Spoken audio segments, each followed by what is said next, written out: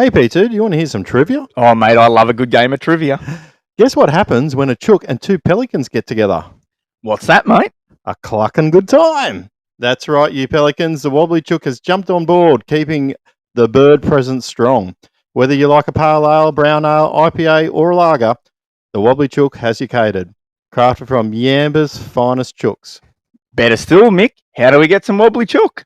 That's easy, P2. Jump online at www.wobblychookbrewingco.com or pop into 26 Cole Street in the heart of Yamba. And have a clucking good time. Cluck out. Cuckoo! Always remember, don't be a mud gudgeon and drink responsibly. Welcome back to another episode of the Two Pelicans podcast. So you would have just missed that. G'day, you Pelicans. Here he was. You were sort of hung up on his door. Go and have a good time with them a bit later on. Pelicans landing in 3, 2, 1. All right, guys. Welcome back to the Two Pelicans. I am Mick. I'm Bo. And we are the Two Pelicans here once again to make fishing great again. One cast, one throw, one lure, one yarn at a time. And holy shit, it's been a big week. Oh, yeah. Oh, I am recovering. As you swear, I did head up to the Gold Coast Flathead Classic where I caught really no flathead. I watched my teammate, Lenny the Decky. You guys would have seen him on some of the YouTube I've done over the years, but I've never seen a man lose big fish, eh? Yeah. Like proper big fish. And, mate, it was a dead set grind. But anyhow, what's going to make this better today? Bit of Yamba ale from the Wobbly Chook. I hope you enjoyed that last episode that we sat down with Justin. That was a pretty fun day for us, actually, and obviously catching up with Keith as well. And Old Keithy. No, that was really good. I am going to put just a reel up of Keith's shed into the near future. I just haven't quite got there yet. I come back and work got me with a few things, so as it does. So anyhow, we just got to keep grinding away, but I need to have some of this. How was your weekend here? Yeah, no, my week was good. I've been flat out busy in a steaming hot kitchen, wishing some of that miserable Grafton, Clarence Valley weather would come back, because at the moment, it's hotter than the devil's dick. Yeah, it's 35 or 6 here today, I think. 40 plus in the kitchen. 40 plus in the kitchen. Yeah, I just today I just had the day off, had to attend to some medical stuff. So, but that's all good. I'm still here. And it was really nothing to do with me. But, yeah. So, anyhow, have been doing any fishing while we've been away? Or? Well, talking about that, we had the Bass Electric here on Grafton. Yeah, okay. Well, let's talk about that first, because that obviously happened before the week that was the Flathead Classic. So, yep. But before we get into that, we've just got something from our little mate P2. Thought we better play it. Here we go. How are we, you Pelicans? Old P2 here was a bit of a fucking wild one here.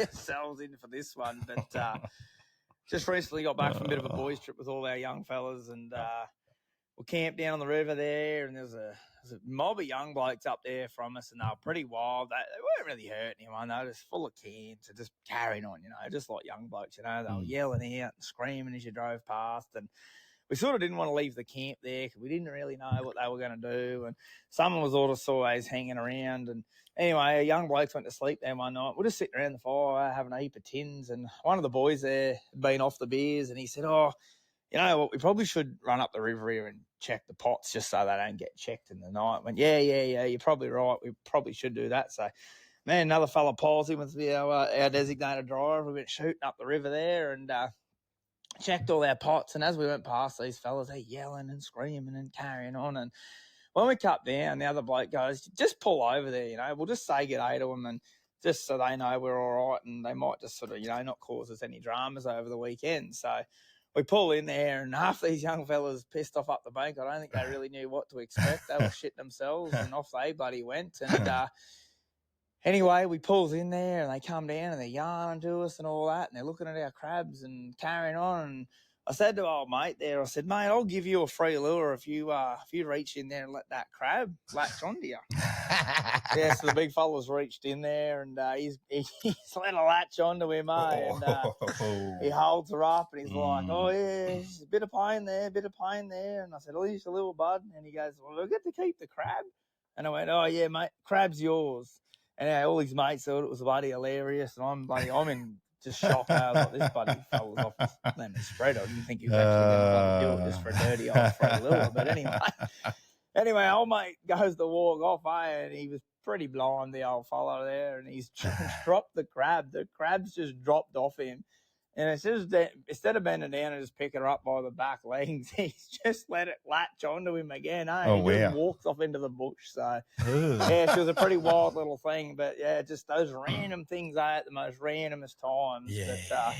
But, I guess it's just a good point out there. A bit of harmless fun, and all them boys had a good time. And just us interacting, and then every time they went past us, they waved, there was no dramas there the whole time with them. And everyone on that trip had a fat time. So, it was a bit of a good one there, fellas. Pretty good. That's a banger. I don't know what's scarier, bloody having a mud crab bite you or having Joey come out of the mangroves at you. Mangrove Merv. Yeah. Well, look, this is the thing, isn't it? Now, talking about mangrove, powerfish, all that, like, there's always the dare thing going on, like, bite crab for money or whatever the hell goes on. So it's just a bit of a common thing now, isn't it, with the boys? And like, I think the painful thing is, like, depending on what body part you tend to choose. Now, there's always a winner and a loser in this game. Yeah. So anyhow, good one there, P2. Thanks for calling that in, mate. And look, might as well give him a plug. If you don't know who P2 is, Joey Urquhart, Joel Lures, on his YouTube. Some of the best timber lures going around in Australia. Yeah, can spin some wood as a yarn as well. So anyhow, go follow him. You'll find him pretty quick on socials. So anyhow, mates, look, tell us about the Bass Electric. Now, I know sort of what happened, but to some of the listeners that might not have been following, how did it pan out for the weekend? Well, for a lot of the listeners, my story sort of hasn't been interviewed yet, so I will sort of use this as a bit of a platform to release my story of what happened. But yeah, no, we had 23 people registered in for it, so good little round. We were able to fish around a couple of boat ramps around Grafton and the Clarence Valley, which I think really benefited a lot of people. But yeah, so after day one, we had Aaron Larkin leading. Just shy of 2 kilos. Had a bit of juju on the shirt, which was good. Yeah, repping your shirt and that. But yeah, he started at the Crown and just buzz boated around and got some really nice fish. So after day one, he was leading big bass and also the event. And like after day one, it was really close. Like I think between first, it was like just shy of 2 kilos, and then down to 10th, I think it was like 1.3. So okay, which is somewhat close. Like it's pretty competitive. In bass fishing, that's one real good fish can change that real quick. Change up, and look, that's what we saw. That's what we saw on Sunday. A few of us found some better quality fish. And that I was lucky enough to walk away with a kilo fish average for the weekend. Yeah, that's pretty handy. And that's pretty much what sealed the deal for me. But so let's just get this right. You won. I won. Yeah. So yeah, I won. Are you allowed to win your own comps? Can we ask someone? Or maybe Steve? I don't know. Steve's done it a few times. So look. I've had someone, we run something off here once a year, and it's a muck around thing. But last year, Lenny of the Deck, he sort of reminded me, or the year before, he said, you're not allowed to win your own comps. So I'm like, oh, right, well, it's only once a year, But, this is obviously a little bit different. It's not muck around. So it wasn't on purpose. And look, I shared a lot of information and took a lot of guys to certain spots and said, look, go here, bang, bang. And that's the ABT motto, who shares wins. Who shares, like it's probably good juju. Yeah, I think it is good juju. So anyhow, there you go. So I'll tell my events of the weekend. So day one on Saturday, me and Sweet Chili Philly fished together.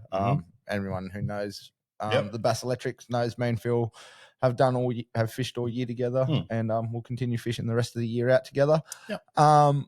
And we decided we were going to chase the big EPs up around Lawrence, around near the ferry. Yes. And, down at the Green Buoy, just down from the ferry.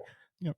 And that we weren't the only boat there. There's a couple other Queenslanders that came up there and played around. Yep. And you seen me, which was always a bonus. Yeah, we stopped going to the Flathead Classic. Going to the Flathead Classic there. So I whacked a couple of some nice fish there at the ferry on creepers and the Gordito. Yep. Sweet Chili Philly whacked them on the little pink plastic from S-Tackle. S-Tackle, yep. And he was using a Hide Up 150 as well there. Now, can I just ask you that what jig head weights were you using? So jig head weights throughout the day. Now, that played a big key for me because the tide that I wanted for the EPs wasn't till later on in the day. And so I was ranging from 1/24, 1/18, and then slowly as the tide picked up, I'd slowly go a little bit heavier. Yeah. And that just so I could get that nice flutter. Yeah. Because with what I'm trying to do there is I'm waiting for an incoming tide, but as you've seen fishing there, the fish will sit at various levels, and this is where live scope really comes into its own there. And it's not so much watching the fish eat it; it's seeing what level level the fish are at, so you can match your jig head weight to get in. And I think we had I don't know whether you talked about this on the podcast, but you and I had this discussion that I was over there maybe a week or two beforehand, and all the fish were sitting chock-a-block right up the top of the water level, like pretty much hitting their heads on the ferry. And there was probably about half a dozen sort of scooting around down the bottom. But look, I got a few on the quarter ounce, but then I changed up to that 1/20th with the little small suspect and just threw it under there, got it under there as far as I can, and just sort of ripped it up to a point where I knew it was quite buoyant, and then just slow rolled it out. And that really got some decent EPs. And it sounds like, I'm guessing that was something similar that you did. Yeah. No, we I hooked onto a really nice EP, an EP that was it healthy there? Yeah, that probably would have beat everyone's bag in one fish. But unfortunately, my net boy that day wasn't on his A game. And Sweet Chili Philly. He dropped the ball a bit, but look, this happens and because then we had to be back at certain times. I'd left the ferry. We'd fished a couple other spots on the way down. We'd whack some nice fish on. Phil was using a Hide Up 150. Yeah. I was using the black and blue Gordito. I'd found that color. Yep. Now, which one's a Gordito? Sorry, is it it's a little 7-foot crank. Dives down to about 7 foot. Okay, righto. Who makes it? 13 Fishing. 13 Fishing, right? Yep. Cool. So on the Saturday, I had a bit of a 13 Fishing Crush City day up there at the ferry. It was good. And yeah, like the suspect and the creeper in the river at the moment just is unbelievable. Yeah. Day 2, we changed it up. I wanted to start at Kirshner. Yep. And pretty much do the run that I did in ABT roughly 2 years ago. Okay, yep. That was really successful for me. So, and why are you saying that? Is it because similar conditions were you thinking? Like what, mate? Yeah, okay, right. Yep, cool. similar conditions. And when I went back through and looked at my book, my the tides were very similar to what we had that. And I was like, I'm going back to I'm going to go back to what I know. And that really paid off. Unfortunately, on the Sunday, I probably missed 80% of my fish on the surface. Me and the Whopper Plopper were on fire for hits. So I'm really excited for the claptails to come out from Rapala after this Whopper Plopper session I had. Yep. Phil whacked a couple on buzzbaits. I ended up getting a few on the Whopper Plopper. Yep. But then as the sun came up, it got hot. It got hot, and we were realizing that we were getting a lot of bites, a lot of our surface bites on the rocky stuff. Yeah, okay. So then we went straight back to throwing plastics and throwing cranks on the rock walls, and that's when we got some really good fish. And then that's when Phil got a 1.5 kilo big bass on a little S-tackle plastic, and I ended up upgrading all my fish to kilo fish, which ended up helping secure me the win. So right. No, so we had me take out the win, followed by Sweet Chili Philly, and third place went to Tyson.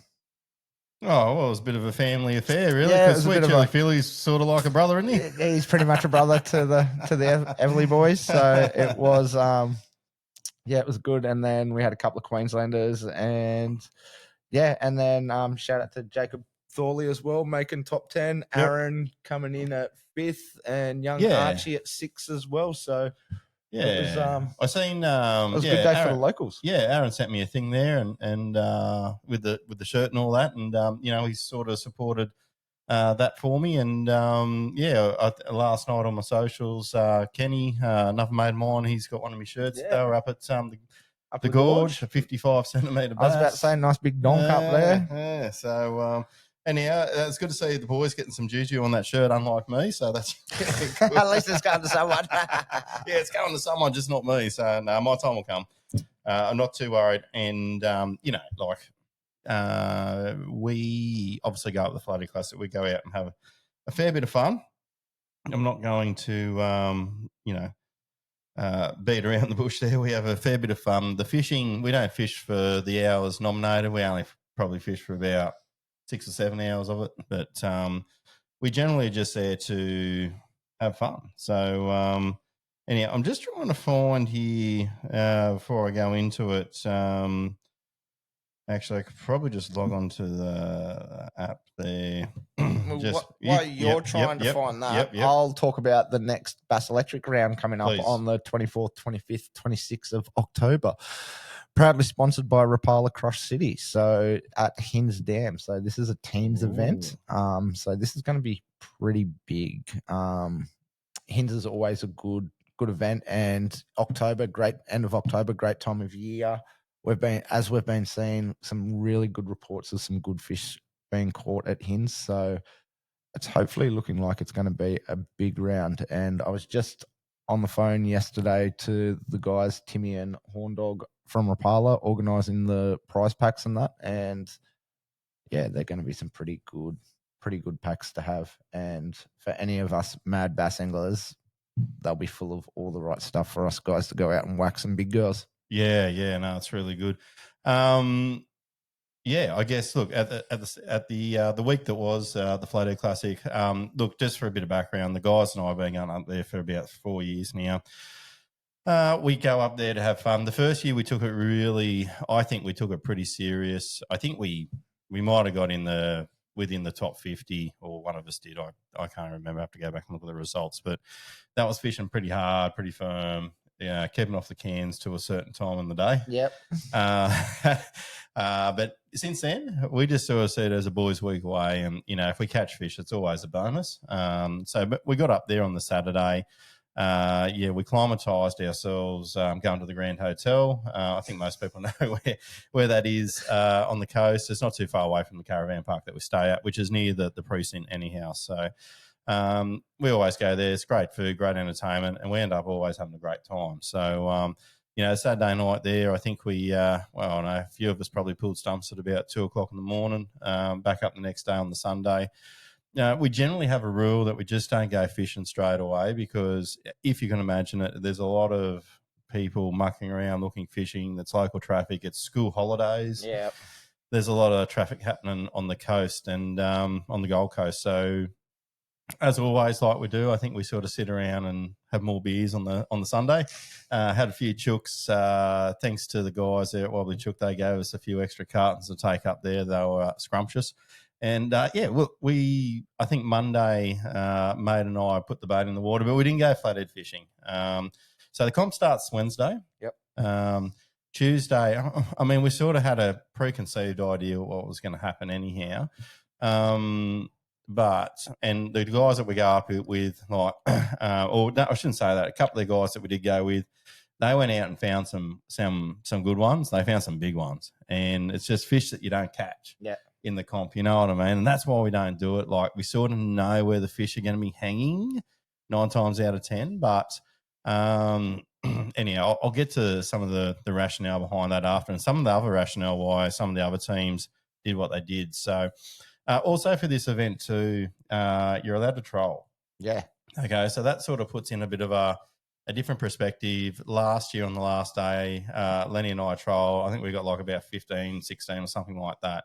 But the troll this year, for us personally, just we just got one here. It was just not worth talking about, you know what I mean? It was too inconsistent. But on the Monday, because there hasn't been much or many brim comps on the Gold Coast, I thought we'd just sneak up for a quick surf session. Wet the whistle. Yeah, up in the Narang there. And we only fished for an hour and we got about 25. Like, it was just off its tap. I've never seen Gold Coast fishing as good as that. And they were real healthy brim. They weren't huge, but they were pretty healthy brim. And it was good fun. Yeah, we pulled up on the boat to another bar there and had a few more, as you do, on the Gold Coast. And but we just generally had a good time. And then the Tuesday rolled in. We took it a bit serious.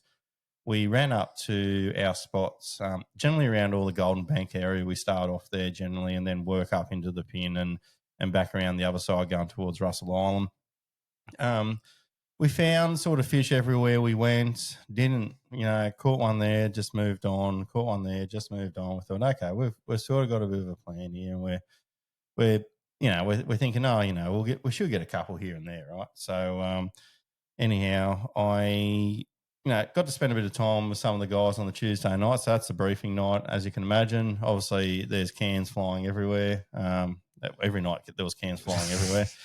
Caught up with a couple of girls from the Riffy girls. Obviously Horn Dog. Obviously Matt as well from Baramba, and just sort of had a bit of a chat to them about how it was going, how they were sort of seeing it. And, I think the tide was a bit of a funny one. And I think that may have challenged a few anglers. Yeah. I really do. Like, it was sort of it wasn't big tides at the particular time. I sort of felt like it would have been better, because generally up there they like the cleaner water. The water clarity I thought was quite good this year. When I was talking to Bo, I ran into Bo Sawyer as well. He was sort of like, yeah, but down the back it's sort of a little bit more dirtier. And I'm like, oh, maybe we should go down the back and have a look. Like, we sort of stay near the fronts of the systems. So anyhow, Wednesday comes around, we go to our spot, we just bang like that, just like, I don't know, a 60 something and a 50 something in like 2 minutes. And then after that, I don't know, I think we only just got a couple of small ones. And I think what we did wrong was we moved around too much over them days. And I'll get to that in a second. So we were there and we sort of, we're going to here, we're running to there, but the tide and the timing and when we sort of seen it the day before just wasn't quite clicked in, and I don't know why. I think it had a lot to do with the nor'easter wind that was on there, it just seemed a little bit strange. Yeah. Anyhow, so we got there, we only got four or five fish for the first day. It was pretty ordinary. Lenny lost a couple, which hurt. And on the second day, we're flicking again in these same sorts of areas.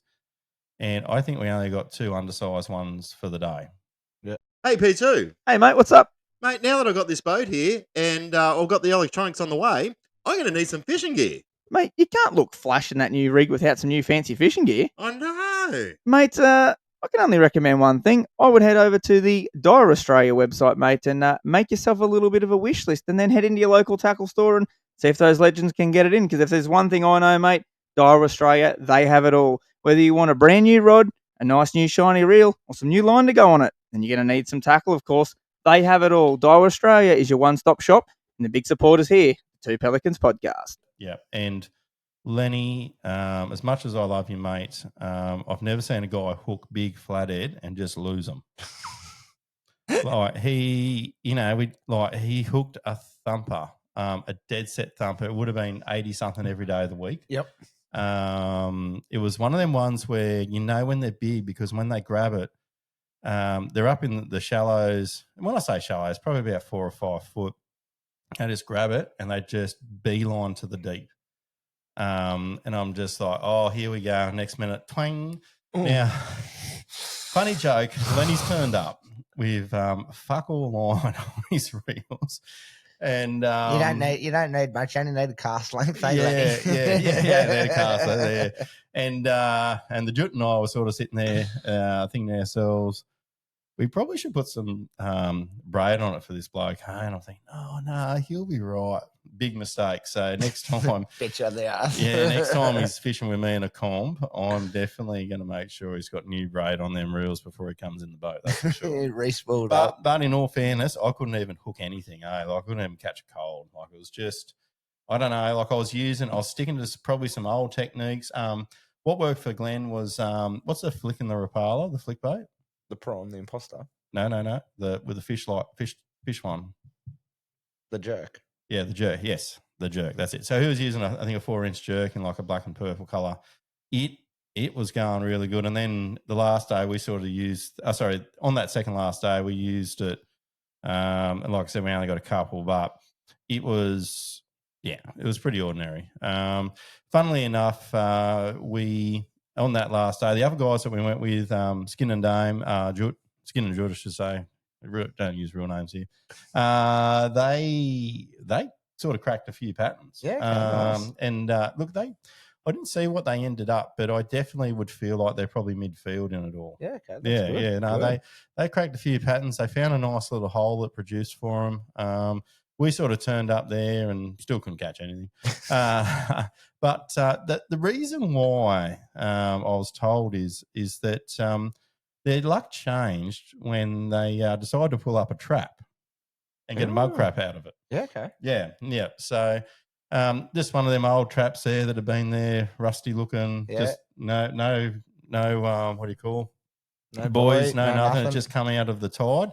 They thought, they got, hang on, there's a crab in that, and so they got this crab. It was a fair size one, and they named it Merv. Merv the Mud Crab. Yeah. So getting back to Joey's story. Mud crab sort of theme. So anyhow, and then they just let it run around in the boat. Yeah, that's what you do with pet mud crab. Yeah. So the Jute was pretty good with it. He had it quite tamed. He was like doing the whole, what do you call it, like that shit, like Mick Dundee. Skin, on the other hand, was quite petrified of it. And I was told on the way back when they were driving back, because it was quite sloppy on the second day. It usually does in the afternoons. Yeah, quite sloppy running from the pin back to the Gold Coast. That Merv the Mud Crab was just bouncing around trying to grab Skin while he was driving. So Skin's driving with his feet up in the air, and he's Merv like just going, nah. And anyhow, I think we got back to camp, and all I could hear was Skin blowing up about it. So anyhow, I think did Merv survive the night? Yes. Okay. Yeah, no. Merv has a happy ending. Oh, okay. So we tried to pawn him off to someone to eat, and Damien, the Jute was quite. He really liked this crab. He didn't want to see it go. The boys tried to put it on ice. He pulled it back out of the ice. Fucking hell. Brought it back from the dead. And then I got up the next morning. He was in my boat. Did you leave it in there? I left it in there for a bit. And then I looked at him and he looked at me, and I think he said it was time to go home. He had a look of rape in his eyes. Yeah. So, but yeah, anyhow, I looked at him and said, righto, we better go, because me little Decky, he had a bit of a late start there. He was sort of scratching around the campsite there. And I said, look, I'm just going to go for a run up here to the islands. I'll come back and get you at 8. He's like, yeah, man, no dramas. Because that's how serious we take it. Yeah. And anyhow, I'll come back and got him, and then we went for another brimfish. But funnily enough, on the second day, as we do, we stop in at the Tippler's Bar. Yeah, yep. And who was there, do you think might have been there? Was it Joey Allen from Lawrence? Ooh, how'd you guess? Was that right? Yes. Oh, yes! Didn't know that. I just took a fucking step in the dark. I was like, because I did hear one story about them, and I was like, well, maybe after shit at the fan, he went and drank his sorrows. Yeah. So getting back to that, I rock up there and he sort of said, "Oh, you must have been going all right." And I said, "No, not really. That's why we're here." And because they were already there, and said, "Well, that's why we've been here for a while." I'm like, "Yeah." So the boys didn't go real good either, but anyhow, I think they on the third day went for a little hens mission instead. So on the Friday, sorry. So they snuck out there, but look, the highlight for us though was, and look, you can take this whichever way. You know, for me personally, if I want to be super competitive, you know, I sort of fish the ABT thing. That's to me, that's a competitive thing. Yep. Now, don't get me wrong. There's a lot of guys that do this Flathead Classic that take this quite serious, of course, and gun flathead fishermen. Obviously, I think with the elite series that's been around now for a few years, I think it's really picked up all the how could you say it, like it's picked the level of flathead fishing up, right? Yeah. But yeah, so anyhow, I think we always go up there sort of, we're probably chasing our tail a bit. And we know this, you know what I mean? When so, you know, I think with the boys trip and we're like, oh, you know, we'll go, I'll catch a few, we'll see what we can do. But look, there's guys there that just pretty much do it week in, week out, right? Yeah. And which is fine. And look, they killed it. So, but yeah, the highlight for us though is going up there to try and get in some of the draws, right? Because Win a boat. Win a boat. That's right. That's right. So we were stoked because we got two guys of our group into the final top 20 or 25. I think it was. Yeah. So unfortunately, one of the guys got called out first, which sucked. But then then I think our last guy got down to 6. So now I'm not very good at adding up prizes or whatever, and we won a few random draw things as well. Yeah, but nice. I think we walked away with nearly 10 grand's worth of stuff. Oh shit, you did all right. Yeah. So look, man, we got Yeti boxes, we've got battery. Energy chargers. We got rods and reels. We got more rescue. I think we got more rescues that I know what we're going to do with them. You know what I mean? Nice. And there's all this other stuff in between. But anyhow, I think it was pretty. Oh yeah, the boys got a sounder like a 9-inch Pro. What's a Lowrance now? Lowrance Pro something? FS. No, the top of the line one. Oh. Yeah. Oh, hey. Yeah. Oh. Yeah. So the Pro Plus. Yeah. So there's probably about, I don't know, what they'd be worth about $3,000 or something probably. Anyhow, so with one of them, I think they got like some Tesla battery charger, which was an interesting prize. But anyhow, I think that's worth a bit of cash. So anyhow, the boys, we did all right. And look, I just wanted to go through some stats here off the website. And there's a story that I think I'd like to somehow reach out to this family if we can, the people that actually won it, because it's quite an amazing event that took place. And hang on, I don't think this is the first time they've won it either, is it? No, but there was something extra special that happened in the end. Okay, nice. Yeah. So the team, I think the overall champion was the Trench Diggers. Now, I hope I get this right, and I hope I do, or else I'm going to be a mud gudgeon. But I am going to scroll down and double check that I do get this right, because it would be bad journalism if I did. Now, where are we here? And I think it was a bit of a maybe family affair. Just bear with me. Yeah, I think I'm just trying to find. Oh, there we go. Just trying to find the. Is there like a junior? Oh yeah. No, it might not have been. Anyhow, I'll get back to this, and I'll probably get this wrong. If I get this wrong, you ring up, call me Mud Gudgeon. But the people that won overall was Team Trench Digger. Now, I think it's I'm guessing maybe father son partner setup deal. I think that's what it is. Yep. I think. And look, I think they trialed a lot of their fish up. But the young fella, and I'm going to get this wrong. I don't know if I'm going with Jeff or I'm going with Mitchell, one of them young guys. They're in the random prize for junior prize thing for the boat, and they won that as well. Yes. Now, I heard some negative things around what I call dredging there, but that's they're the rules, whatever. I'm really stoked. What really made this special was at the end of the day, these people had won the overall, then the boat. The tears coming out of that young fella's eyes at the father, the partner, the whole thing, man. Like I had a tear in my eye. Yeah. Like, it was so good to see, and it was refreshing to see just like a good moment for a young family. You know what I mean? Like, it was just so good to see. I actually, usually by now I'm sitting over the bar just punishing myself, but I actually come out to watch this because when I seen that, when these guys won the overall and listening to how they spoke and all that, they were very, what's the word, humble, I guess, with how they went and excited as well. And that's what fishing's all about. Like when you go to these things to get something back out of it and have that, that blood pumping of such a good result to start with, but then to come into a random thing and here's this young fella with a boat, like it would be, I don't know, he probably wouldn't even be 10, you know what I mean? He's probably like 7 or 8 or something like that, man. That was so good to see, refreshing to see. Don't get me wrong, like, there's a lot of young guys there that finished in the top 10, but to see that young kid involved in that was so cool. What makes fishing great again? Yeah, no, 100%.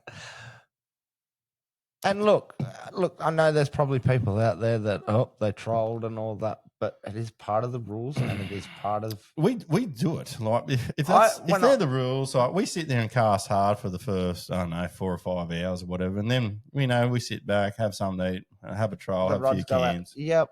I did the same back in 2019. Yeah, we'd fish our asses off for 6 hours. Yep. 2 rods straight out the back. Yep. Esky lid got opened up for an hour. That's pretty much how we roll. Some lunch, some tinnies.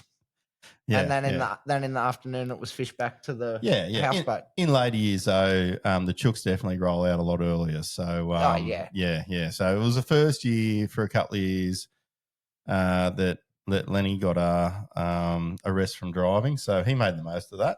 Yeah, he might have cracked a few at about 6:30 in the morning, but good on you, Lenny. Yeah, Lenny. But anyhow, it was really good. Look, also while I was there, it was great to sort of meet a couple of people that listen to the podcast. They come to our campsite. We camp next to a guy called Grant. He goes, "Oh, I know that voice. I know that." I'm like, I hope there's a good thing. And look, it was one of the things. And look, he brought his son up for the first time as well. The first time to fish the comp. And I ended up giving him the young fella one of the fishing shirts there. And nice. He was good. And true credit to his young fella as well, because most kids would just be like bucket after the 3 days, right? They're long hours. If you do 6 to 4, and then I think it's like 6 to 2:30. Most kids would be spent, right? Yeah. That his young fellow was sort of like kicking him ready to go again, like the next day. Like he's right into fishing, and it was once again it was awesome to see. They sort of ran around, had a rat about as well, but they got some fish as well, which is great. And it was really good. Spoke to Benno there, which is he's a bit of a local there. He's done pretty well in that Flathead Elite series. He sort of come up. We had a few yarns about things, and once again, loved the show, which was great to hear. And look, I can't thank these guys enough for coming to say good day, and other people as well. While we were actually over in the precinct, I've probably forgotten 1 or 2 names there, but yeah, no, thanks for doing that. That was really good. And I did a little interview with a young fellow called Jaden. So from some STR thing, I don't even know if that's his thing, but anyhow, I sort of got interviewed about how good the fishing was, and I said, "Oh well, I wasn't real good at it." So it once again, like, we can't complain. We've had such a great week, and we can't, we'd love to go back and sort of change what we did or whatever. And getting back to that, I was listening to, I think, Bo's team, Captain's Charters. I think it was on the main boat there this year. And listen to them. They usually, I've seen them doing a lot of run and gunning over the years. Them guys sort of stayed put in a particular area and just kept sort of shifting around that little area on the electric. You know what I mean? Like it was that sort of style of fishing. And we sort of, from the get-go, we were sort of thinking, we're going to go here. We're just going to bang around a bit. And it was definitely the wrong thing to do now that we know. It was not a run and gun. No, it definitely wasn't. And I think that's why the Jute and Skin done well, because they sort of just hung around and just sort of, poked about in certain areas and just sat there and just fished it out like for hours, you know what I mean? It was amazing. I watched them on the last day. We were up around Bird Island. That's where I was. I just sort of went and watched them just to watch and learn and see what they were doing. And they just had this technique sort of worked out. They were on the right part of the run out of the particular estuary there. And, they might not have caught anything for half an hour or 40 minutes or so. Then next minute, boom, boom. You know what I mean? Yeah. Like it was sort of that sort of style of fishing. And I think that's where, our team come undone, I think, was that we probably moved around too much. Probably other guys that were with too, like Pedro and Fred, like I think they probably moved around a little bit too. And for this year, it just wasn't quite the right thing to do. But anyhow, it is what it is. So the other thing was, shout out to our mate Skin. He's a bit of a Broncos supporter.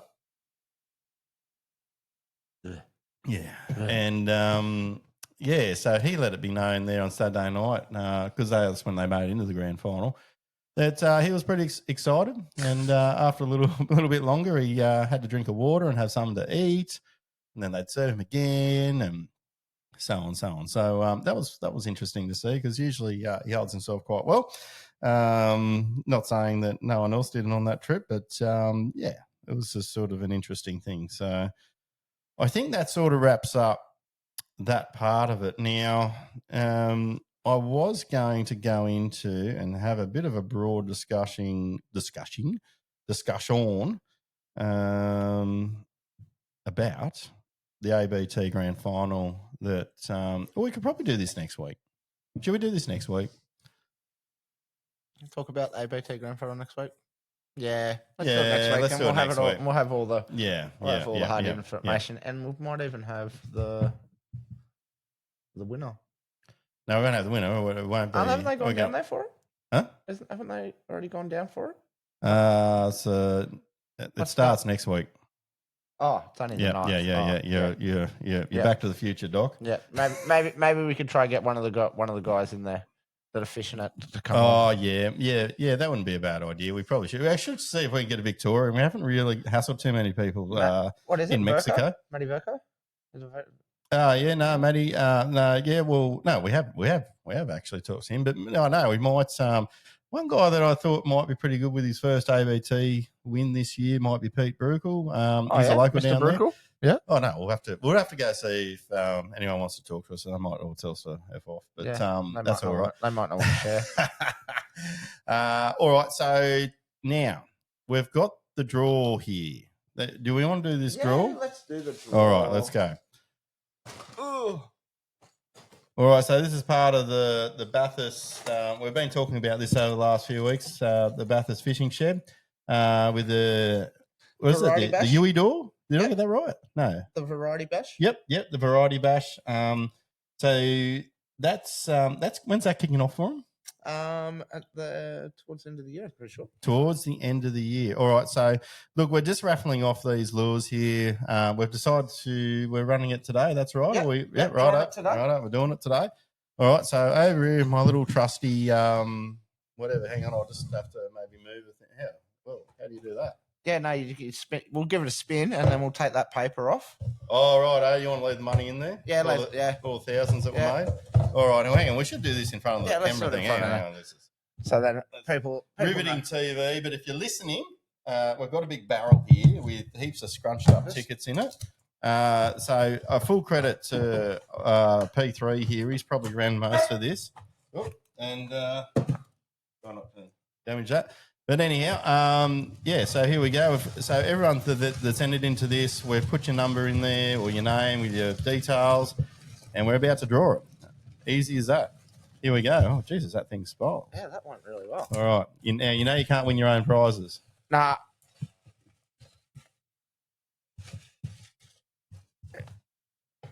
Don't pick up 5. What'd you get? Pen Marcus. Marcus Penn or Penn Marcus? Pen Marcus. Penn Marcus, righto. Pen Marcus. I'll find out who that is. Whoa. Righto. So congratulations, Penn Marcus or Marcus Penn. I don't know. That sounds good. I'll work that out. I've got that. Oh my God. Listen to all that rattling. That in ya. That is a lot of ball bearings in there. Yeah, no, there's... But Penn Marcus, you have won this prize pack. Well done. Thanks to the Bathurst shed, the fishing shed at Bathurst. Bathurst Fishing Shed and their entry into the Variety Bash Yewwwdore, isn't it? Yeah. Yep. There we go. All the money that we've raised for that will be going to the Yewwwdore. Yep. And proceeds for schools up there. Up there in the remote areas. Up there, Arnhem, I think it is. Yeah. Where they're going. So awesome. So well done. Excellent. All right. So we'll get that one sorted out. Shirts, $40. Anything else that we need to think about? Do we have a local round coming up soon? Oh, we do actually, and my apologies. It is next weekend, isn't it? Yes. Now I will put that post up ASAP. The guys there at the Clarence Valley Sports Fishing Club have sent that to me. It's just apologies. I've just been away. But I'm pretty sure that I did get something, and I just want to double check. I'll just see there. Yes, I did. So, the Clarence Valley Sports Fishing Club monthly event is on the 19th of October, 6 a.m. start to 12 p.m. Now, the only thing with that there... Cochrane? Oh, Grafton, yeah. So Cochrane Park. Which would be Cochrane Park, yeah. Yep. So, I didn't know. Sometimes, do they go back up to Brushgrove much these days? Or they just... Yeah, no. We do? Yeah, we come to Brush. Cool. Come to Brushy and that. No, that's all right. No, I just wanted to double check because I thought this time of year they might have been back up that way. Anyhow. All good. No, So it's a Grafton. I think this one would be perfect in Grafton. Yeah, righto. And Roger. And maybe going. There's a hint for you. And maybe going. Well, it must be getting pretty clean out there. Yes. Yeah. Yes. Yeah. And a few bull sharks floating around too. Oh, well, there's... The river's been very, very exciting at the moment. Yeah. While we're up there, we had 2 bull sharks come spinning out of the water while we were driving. Oh. Insane that is, isn't it? Yeah. And I do have a mud gudgeon. Oh, you got a muddy? Yep. Nice. And the mud gudgeon is me. Ooh. So, second day... You didn't run over the dugong up there, did you? No, I didn't run over dugong. Okay, that's good. It was a pretty big dugong if it was. But anyhow, once again at Golden Banks, I thought I picked the right channel. I didn't. I hit the sand at a great rate of knots. Now, the bathtub is heavy at the best of times. I just got the shits. I knew it was still running out the tide. We buried it pretty high. And Lenny's just looking at me going, we got to get this off. I had the shits. I just picked up my fishing rod and I just got on the sandbank and just walked out on the water and started casting. And then he's sort of like, because we set up a few different modes on the Garmin setups, and he's sitting there going, he's like, but the tides, we'll be here for another 2.5 hours. I'm like, I fucking know. And thanks, Trevor. Yeah. So anyhow, we're just like, so we wasted a lot of time with this too, which did not help. And after this, we were just a little bit over it. But he's like, no, we got to get it off. Anyhow, we started pushing one way and then realised that it probably wasn't the best way to push. So then we spun the nose right back around and we, for 10 metres, pushed it a foot at a time. I had bruises all up my arm by the end of the day because I was sort of like locking in the scrum with behind the motor and that. And, mate, we were cooked by the time we got that boat off, but we probably lost a solid hour. Yeah. Yeah. And yeah. that gets me to thinking, Mm.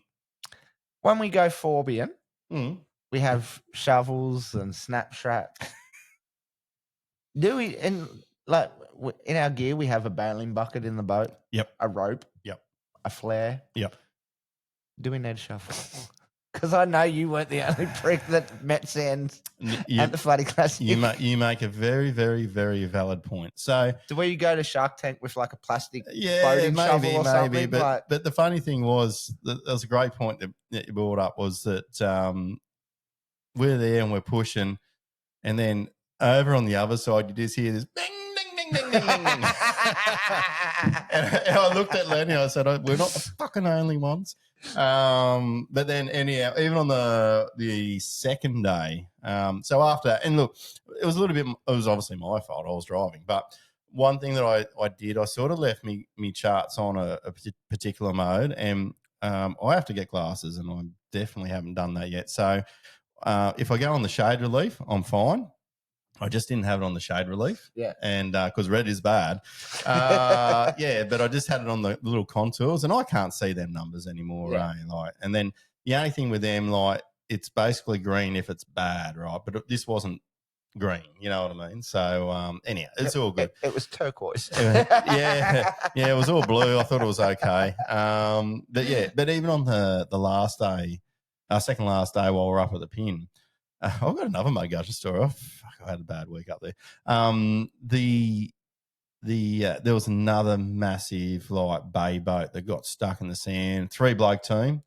It might have been like a sportsman boat or something. I'm not quite sure. Anyhow, all them lads are out pushing that through, and we're just sort of running through the other side in the 6-knot zone. We're just like, oh, we feel you, brothers. We feel you. We feel you. Keep pushing, boys. Keep pushing. Now, the other thing that I did, another mud gudgeon moment of mine, was something that I don't think I've done for ever, maybe. I'm not quite sure. The people have done it to me. But somehow I managed to hit myself in the back of the head with a 1/4-ounce jig head. Oh, When I've gone, I've just dropped my shoulder for whatever reason, and a bit of probably extra line out, and cracked myself there in the back of the scalp.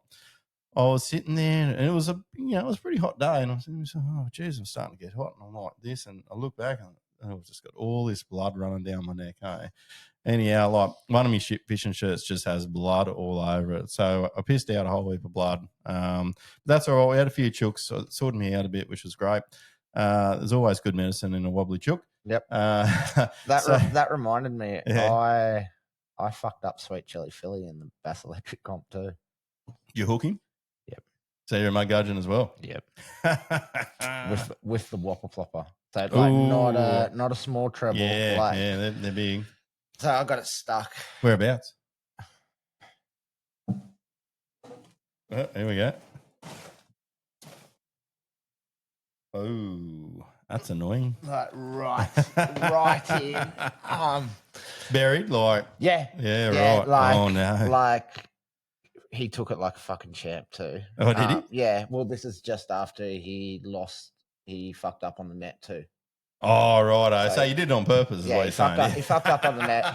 I did a couple of stupid casts with the whoppy in the cane grass, and then there was like this one tiny little stick, and it got caught up, and then I just went fucking and every fisherman knows there's only one thing that puts the living fear into us, and that's a lure coming back at us 10 times faster than we sent it out. Yep. And it came past me, and I literally just went like Matrix style, and then just heard, and I was like, oh no.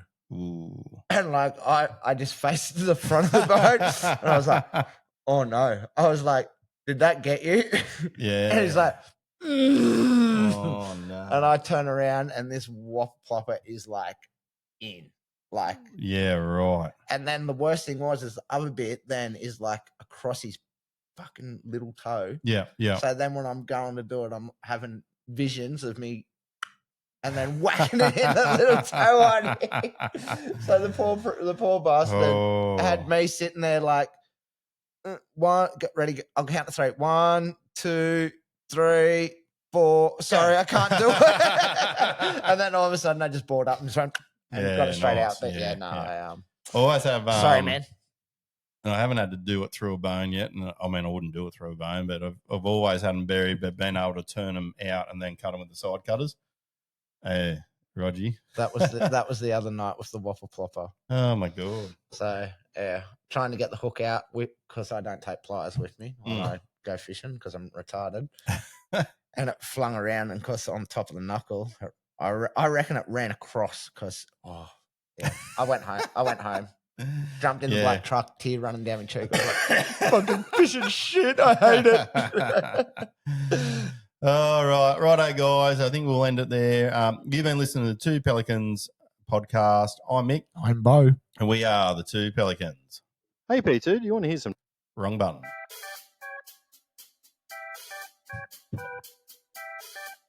Cheers to the chook.